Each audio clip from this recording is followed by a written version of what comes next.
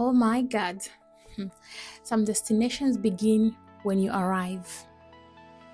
The Isles of Scilly began long before that.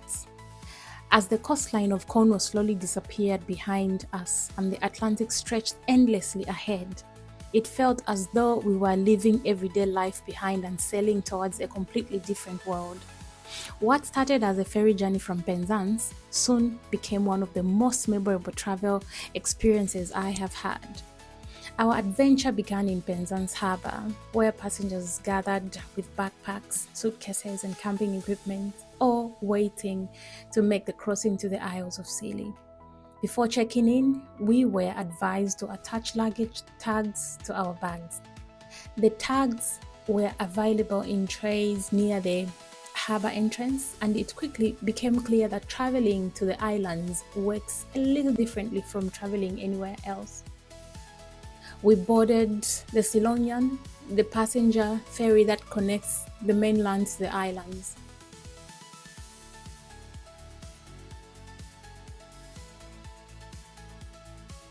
For visitors in a hurry, there is also the option of taking a helicopter, which reaches the Isles of Scilly in around 15 minutes.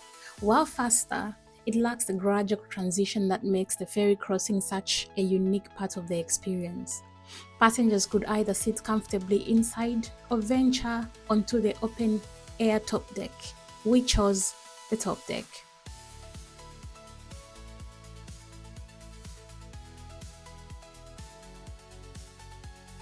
The moment we left the harbour, the cold sea air hit us, carrying the unmistakable scent of salt water, and the Cornish coastline slowly faded into the distance.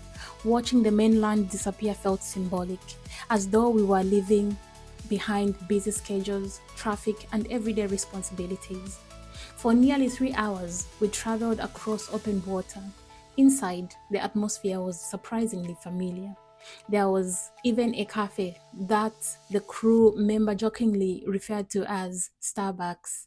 People queued for coffee, chatted with friends, and settled into their seats while the ferry rode gently through the Atlantic. One of the most interesting parts of the journey was speaking with fellow passengers. Everyone had their own reason for traveling. Some were visiting the islands for the very first time, like ourselves, while others were returning to see family or spend weeks camping. A few couples told us they came back every year and couldn't imagine missing their annual trip. What stood out the most was the atmosphere. Everyone seemed genuinely excited, as though they knew they were heading somewhere special. Hours after leaving Penzance, the islands finally appeared on the horizon.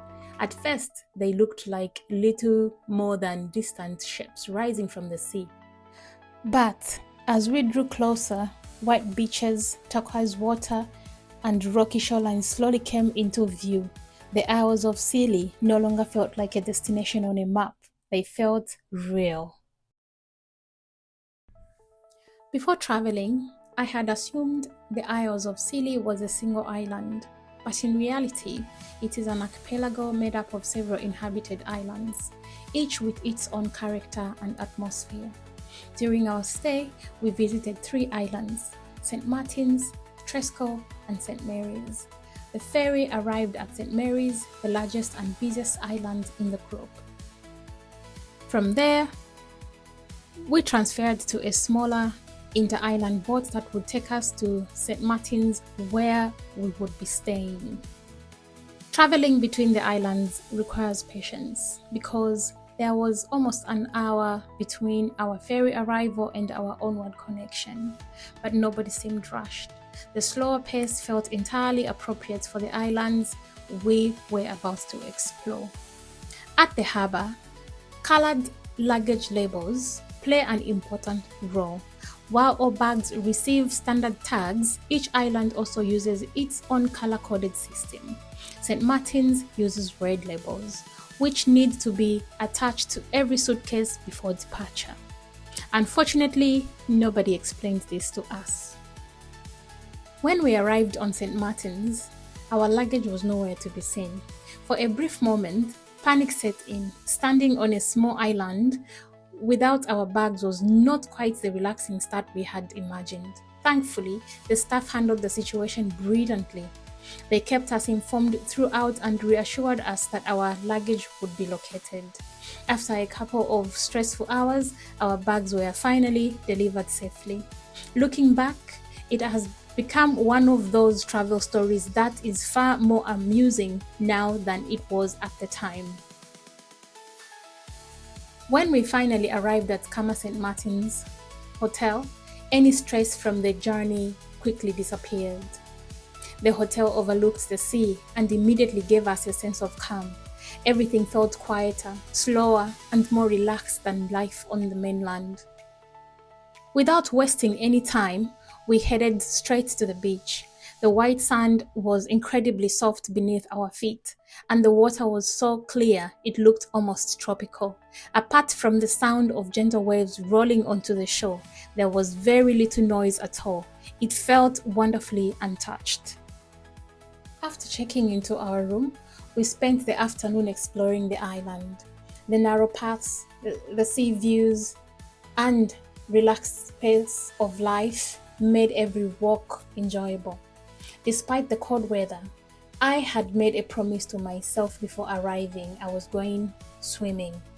The water was absolutely freezing. For a few seconds, I questioned my decision entirely, but once I was in, there was something exhilarating about it.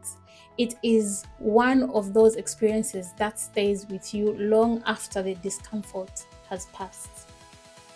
That evening, we returned to the hotel for dinner. The food was excellent. We enjoyed wine, steak, and several beautifully prepared dishes while looking out across the sea. It was the perfect way to end the day. As the evening light faded, we took a long walk along the coastline. The only sounds were the waves and the wind. In a world that often feels busy and noisy, that kind of silence felt like a luxury. One of the highlights of our trip was visiting Tresco, home to the famous Tresco Abbey Garden. From the moment we entered, it was clear why so many people describe it as a must-see attraction. The garden felt almost dreamlike. Exotic plants, colorful flowers, and winding pathways created an environment that seemed completely different from anywhere else in Britain. Around every corner there was something to discover. The colors constantly changed. One path was filled with vibrant flowers, while the next opened onto tranquil ponds reflecting the surrounding greenery. Scattered throughout the gardens were statues and monuments that added a sense of history and reflection. Fish ponds filled with brightly colored fish brought another layer of life and movement to the landscape. It was peaceful, beautiful, and surprisingly immersive. Rather than rushing through, we found ourselves slowing down and simply enjoying the atmosphere. While St. Martin's offered tranquility and Tresco felt refined and carefully cultivated, St. Mary's provided a completely different experience. As the largest island in the archipelago, it acts as the central hub for travel and daily life. Boats arrive and depart throughout the day, connecting the surrounding islands and creating a steady flow of people and activity. Compared with the quieter islands, St. Mary's felt noticeably busier. Shops, cafes, visitors, and locals all contributed to a lively atmosphere that contrasted with the peaceful isolation of St. Martin's. If St. Martin's felt like an escape and Tresco felt like a sanctuary, St. Mary's felt like the beating heart of the Isles of Scilly. Everything seemed to connect through it. Finally, long after the ferry carried us back to the mainland, I found myself thinking about the Isles of Scilly. Not just the beaches, the gardens, or the stunning views, but the feeling they created. Life seemed to move differently there. Days felt longer, conversations felt less rushed, the natural world felt closer. What makes the Isles of Scilly special is not simply their beauty.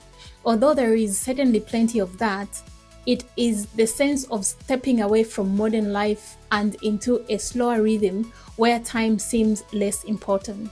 By the end of the trip, It no longer felt as though we had simply visited a destination. It felt as though we had briefly experienced a different way of living. And that is what made the journey unforgettable.